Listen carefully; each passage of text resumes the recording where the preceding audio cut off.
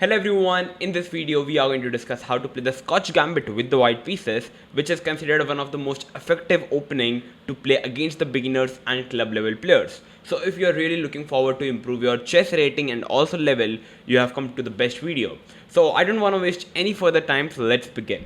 So we are going to start with 1 e4, black plays e5, knight to f3, knight to c6. So till here everything is pretty standard, a very standard opening. We can play bishop c4, the Italian opening, or we can even play the move bishop to b5. We are going to play the move d4, known as the Scotch game, striking in the center, trying to open up the bishops and also controlling the center. So first of all, if black takes the pawn, which is the main move, and we have the Scotch game. If black does not take the pawn, for example, if he simply pushes the pawn to d6, protecting the pawn, now you are already having many ways to continue the position. You can simply push the pawn, the knight goes back, and now c4, you are having a nice center, a large center space, which is kind of good for experienced players. But if you are beginners, I would simply recommend you to simply take over here, take the queen. If the knight takes the queen, we are going to win the pawn. So king takes, and now the king cannot really castle in the future. We can develop our knight, the bishop, castle up, attack the king, and white is already pretty happy. So that could be an idea if black does not capture the pawn. But the main move is to simply capture the pawn. And now a common way is to play knight d4, and we have the Scotch game, which is an opening that has been played in the highest level of chess. But instead of capturing the pawn, we are going to play the move bishop to c4. And this gives us the Scotch Gambit. We are basically sacrificing a pawn, and now we are simply developing the piece. We are focusing on the development. And now black is generally having three main moves to continue the possession: knight f6, bishop c5, defending the pawn, or simply playing bishop b4 and giving a check. Yeah, makes sense? So first, starting with bishop b4 check, we are going to play the move c3, allowing the opponent to capture the pawn. And that's kind of the only move. We castle up, and now black is generally having many options. So first of all, if black tries to play something like knight to f6, developing the knight, I don't see a good way, because after e5 we are already attacking the knight. So first, at the place of knight f6, I believe black is going to play the move d6, which makes a bit more sense. Why? Because it stops white from playing the move e5, and now developing the knight to f6 makes a much better sense. Okay, so after d6, we are going to play the move queen to b3, attacking the bishop and the pawn. Black develops the queen because we were looking at the f7 pawn. So queen f6, defending the pawn, because that is kind of the only way. Because if you try to play something like knight h6, defending the pawn, I can already chop off the knight on h6 with the bishop. So queen f6 is one of the only moves. We are going to play the move bishop b5. What is the idea? Now we are pinning up the knight, and now the knight cannot capture the basically the knight is not protecting the bishop because the knight is already pinned. So our idea is already to capture the bishop because the knight is already pinned. So here, kind of the only move that looks natural in the human eye is to play bishop c5, just moving back with the bishop. And now we finally capture the pawn with the knight. And you see, now we are basically going to target the weak queen on f6. How? Black tries to play bishop e6 because white's position is already very healthy. Knight d5 is jumping in, attacking the queen and the pawn. So black is trying to develop his pieces, the bishop attacking the queen. Once again, we jump in with the knight, attacking the queen. Black goes back with the queen, because if you try to capture the knight after takes, you are already losing the knight for free. So that's why going back with the knight makes a queen makes sense. And now knight to g5, which attacks the bishop. And now, it's already bad for black to be true. If black plays something like knight f6, simply developing the pieces, knight e6, f e6, knight f4. What is the idea? Now the e6 pawn is double attacked. Black can't really protect it, and the game is completely over for black. If black tries to push the pawn, just knight e6, attacking the queen move, we capture the bishop, we develop the bishop, and to be true, positionally it's completely lost. For example, black goes for capturing another pawn, just rook c1. Black goes back, we capture this knight, capture the pawn, and you see, there are so many weaknesses. You just need to put the pieces to attack the pawns, and you are going to get the pawns, and you are eventually going to win. Black's position is completely collapsing. Black can't even castle up on the short side. The king is going to be remain weak in the center, and it's completely winning for white. So that's exactly what happens if black plays d6. If cb2, we capture with the bishop, and now you see, now we are 2 points down, but all our pieces are very well developed. So knight f6, because we were aiming at the g7 square. Knight f6, knight g5, attacking the f7 pawn. Castle up, the only way to protect the f7 pawn. Knight e5, attacking the knight. The knight goes back, queen h5, the game is over. Why? Because we are looking at the f7 pawn and also threatening mate in 1 on h7. So if black tries to play h6, knight f7, attacking the queen. Okay, the queen tries to move, knight h6 check. It's a check with the bishop and the knight. The king is forced to move, knight g4, and that's the checkmate. The game is over. So that's exactly what happens if black goes for capturing the b2 pawn as well. So that's everything about bishop b4 check, which is not very common. And now let's talk about what if black plays bishop c5, developing the bishop and also protecting the center pawn. We play c3, attacking the pawn of d4. So if black goes for playing knight f6, we are going to discuss about dc3 for sure. But first, discussing knight f6, capturing the pawn, giving a check, bishop to d2. Black takes the bishop, we take with the knight, and now we are very well protecting the center pawns. So d5 makes the only sense to me with the black pieces, or else white is simply having a nice center. If black ever thinks of castling short, d5, like even e5 or even d5 are already very strong move coming up. So that is why the only move that makes sense is to play d5, striking in the center. Now we are going to capture the pawn on d5, knight d5, castle up. Castle up, rook c1, h3, first attacking the bishop goes back obviously, rook e1. And you see, we have done nothing special, just developing the pieces, and now the real game is going to begin. After rook e1, to be true, I don't see any good move for black to continue the position. Okay, so first of all, if black goes for trying to pull off some cheap tricks like knight cross g4, what is the idea? We cannot capture the knight because the knight is pinned. If we move the knight, we lose the queen. So we are going to play the move g4. Yeah, and if the bishop goes back, we are going to capture the free knight. So black has to capture the knight. We're going to capture with the knight. And now the bishop is attacked, so the bishop have to go back. And now you see, the knight is hanging in the end of the day. We win a piece, we are winning the game. That's it. So going back a bit, in this particular position, at the place of capturing the pawn, I don't really see a good way, to be true. It's not like there is no natural move available in this position for black. If black goes for playing the move queen e7, that makes sense. Just idea is to simply getting the rook into the game. We can play bishop b5. What is the idea? We are simply pinning up the knight. That's it. And you see, you cannot move the knight. So if black tries to play something like a6 attacking the bishop, we capture the knight, bc6. And now you see, black is having a very bad pawn structure. These pawns are big weaknesses that we are going to target in the future. Knight to e5. Before playing knight e5, you just need to calculate something like knight e5. Okay, if he captures my queen, I'm going to capture his queen, and I attack the rook and also the bishop. So that makes sense. So knight e5. So capturing the queen, we capture the queen back, and now rook d8, attacking the knight. We capture the bishop, he captures the knight, and we capture the pawn. We are already a clean pawn up with simply better position.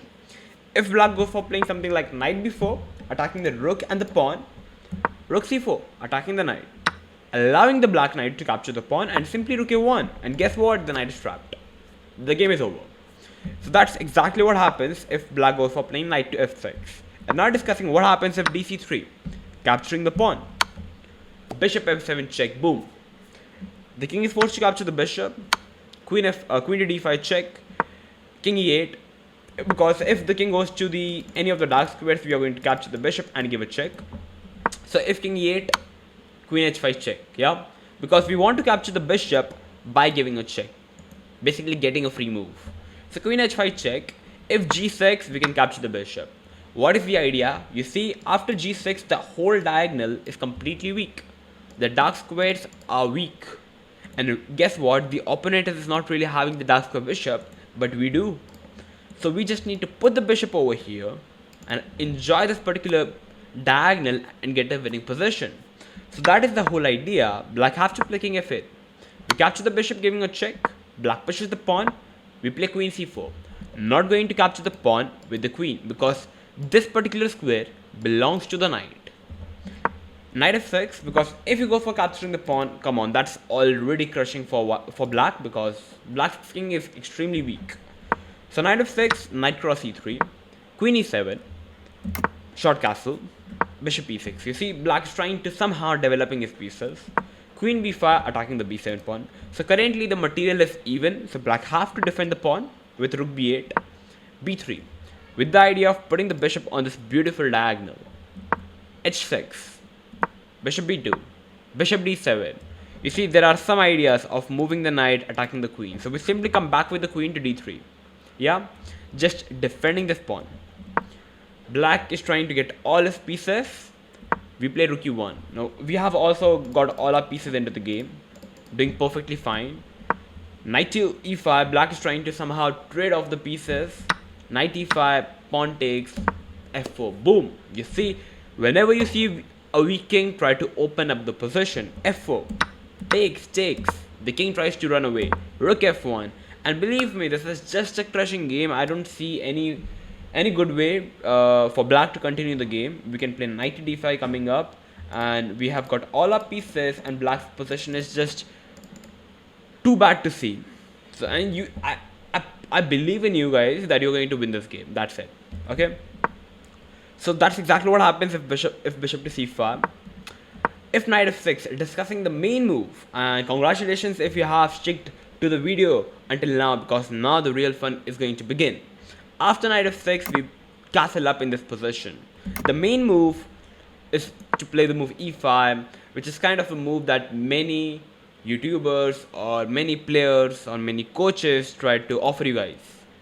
But here there is a d5, bishop e5, and the line goes knight e4, and there are many options for black. But I don't want to discuss this particular variation. I want to discuss the move short castle, which makes the Scotch Gambit even more fun. So first of all, after short castle, black is having the option. He can either simply play bishop c5, developing the bishop, or he can go for an aggressive approach of capturing the pawn. We are going to look at knight cross e4 for sure, but first discussing bishop c5, developing the bishop. Now pushing the pawn to e5, attacking the knight. The knight goes to g4, of course, attacking the pawn on e5. Bishop to f4, protecting the pawn. And now, like, black is normally having two options. Black can either go for castle up, or black can simply play d6. If d6, we are going to play e cross g6, bishop cross g6, rook e1 check. It's a check. And if you play bishop e6, I can simply take the bishop, yeah? Like if bishop e6, I can simply play bishop e6, f e6, just rook cross e6, and I win a free pawn. And if you try to attack the rook in this position, I'm already having a very strong move in the position. Rook cross g6, cd6, and knight g5 check, and I win the knight, and basically black is completely crushed, okay? So going back a bit, bishop e6 is not really possible. Bishop e7 is a move that's possible, but definitely it's a very passive move. But black is not really having any good. c3, allowing the opponent to capture another pawn. Knight cross c3, and there is a saying that whenever you are materially down, you should try to trade off as many pieces as possible. So currently, white is a pawn down, okay? But in exchange, white is having a lead in development. So black is materially ahead. So black would like to trade off the queens, I believe. Castle up, and now we are already better after knight e5, attacking the bishop two times with the knight and the rook. The bishop have to move. We trade off the bishop, and now giving a check, trading off another pair of knights. And believe me, this position is already better for white. White is the one in the driver's seat. Our rook is very much active, looking at these weak pawns. The bishop is very strong. We are eventually going to capture the d6 pawn on the next move, or maybe in next one or two move. And materially we are going to be even, and we are going to have a dominating position, and obviously we are going to play for a win. So yeah, That's exactly what happens if d6. If black goes for doing a short castle, h3. The knight goes back, bishop cross h6, gh6, and you see already black king is extremely weak because his g file is opened up. c3, opening up the position once again. dc3, knight c3, because if black doesn't go for capturing the pawn, we are simply going to capture the pawn back, having a nice center and enjoying the possession. So it takes knight c3, d6, knight to e4. You cannot capture the pawn on e5 with the pawn because the bishop is hanging. So I have taken two moves into consideration. If bishop b6, simply going back with the bishop first, simply e d6, c d6, and now queen d2. You see, we can simply go for capturing the pawn on d6, which is an extremely fine move, but we are not really concerned with this particular pawn. What we want here is the black king. So we are going to play the move queen to d2 with the idea of simply capturing the pawn on h6, getting the knight on g5, and simply threatening a mate on h7. Black tries to play bishop f5, attacking the knight, simply rook e1, developing the rook. Knight to e5, trying to attack the bishop and the knight. We play the move queen f4. You see, if we capture the bishop, I capture the bishop. And you see, this particular bishop is the only defender which is kind of protecting the black king. If this bishop is gone, we can eventually capture the pawn, get the knight in, and that's like black can't really stop the mate. It's eventually game over for black. So if black wants to survive, he needs to protect the bishop. The bishop has to go back. And now b3, because the bishop is hanging, okay? And if we try to pull the bishop back, knight d3 is a move that is coming in, winning an exchange. So that is why b3, protecting the bishop. If rook to c8, just rook d1, getting all the pieces into the game now, and even offering black a free pawn, but eventually rook into d6, and you just compare the position. Just compare the material. It's completely crushing position for black. The queen is hanging, and eventually knight is coming in. We can capture the pawn, knight g5. Like, I don't see any way for black to even survive this position. It's completely crushed. That's it. So that's exactly what happens if bishop b6. If black goes for bishop f5, attacking the knight, we capture the bishop, takes, and now we play the move queen to b3. We are looking forward to capture the b7 pawn, and we are already trying to keep the queens on the board, because whenever you are attacking, whenever your opponent's king is weak, you should always try to keep the queens on the board. So that's why queen b3, knight f5, attacking the bishop and the queen. We play queen c3, attacking the knight. The knight goes for capturing the bishop. We capture the knight. Queen e7, trying to defend the pawn. And now queen to f4, attacking the bishop. The bishop goes back. We capture the pawn. Because both the pieces were hanging, you can't protect the both. So basically black loses a pawn. And it's completely winning for white. Like, just to give you an idea, rook e1, rook e4, rook h4. That's over. Knight g5, okay? Or even knight g5, f4, f5. You see, there are many ideas, and white is eventually winning, okay? White is eventually winning, and black can't really stop it. Or another idea I would like to show you here is knight g5, knight e4, knight f6. The game is over. The game is over. That's busted. So that's exactly what happens if black goes for playing the move bishop to c5. Now discussing the main move, knight cross e4, and the real game is going to begin. Rook e1, attacking the knight. Black plays g5. We capture the pawn, okay? The queen captures it back, and now knight c3. Black cannot capture the knight with the pawn because the queen is hanging. The knight cannot capture the knight because the knight is also pinned. So the queen have to go back. We capture the knight with a check, with the rook. The bishop gets developed. We capture the pawn on d4. And now, if knight cross g4, like, another option is to simply castle up. But first discussing knight cross g4. Rook cross g4, bishop d7, bishop f4. Like, if bishop d6, still we have bishop f4. So bishop d7, bishop f4. And basically, once again, black cannot castle because of pieces hanging. So black is not really having much to do. Queen c8, knight e5, knight to d5 jump, attacking the bishop and the pawn. So bishop d6, trading off the bishop, giving a check. Bishop e6, rook c4, attacking the queen. And now knight c7 is coming in.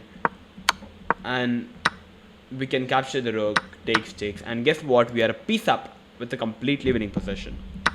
So that's exactly what happens if black goes for capturing the knight on d4. If black instead goes for simply castling up short, first safeguarding his king, now bishop f4, simply developing the piece.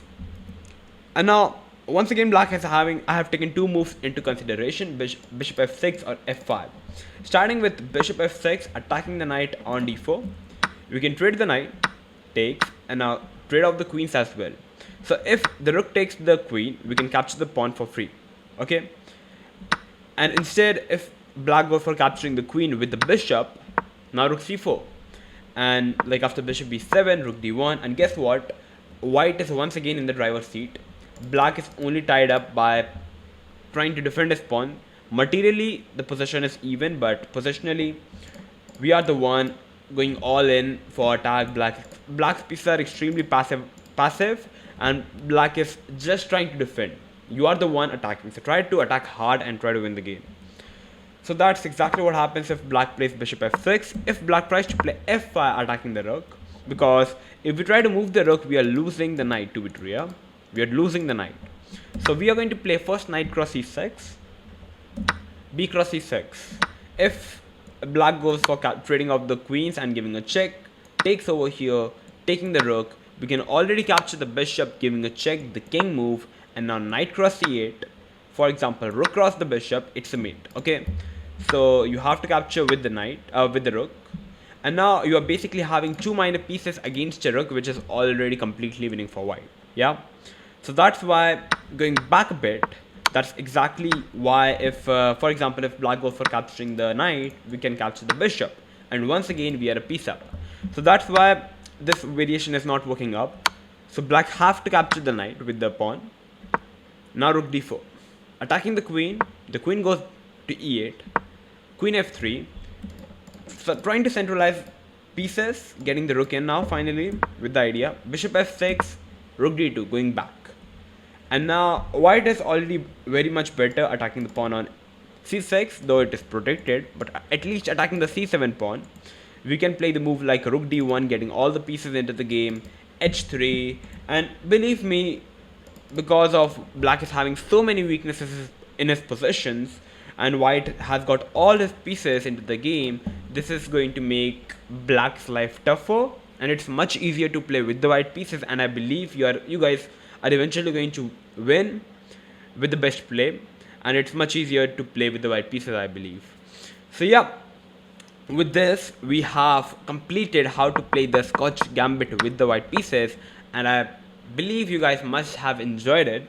I've given my best to cover everything possible in this particular gambit, the Scotch Gambit, which makes this opening very much interesting and fun to play with the white pieces. I hope that you guys have enjoyed it, and I can literally assure you, you have never ever have seen something like this. So if this video helped you to improve your chess, make sure to like, share and subscribe if you are new to our channel. I'm always going to come up with these more interesting videos like this. So till then, stay tuned and keep watching Oneshot Chess. Bye bye.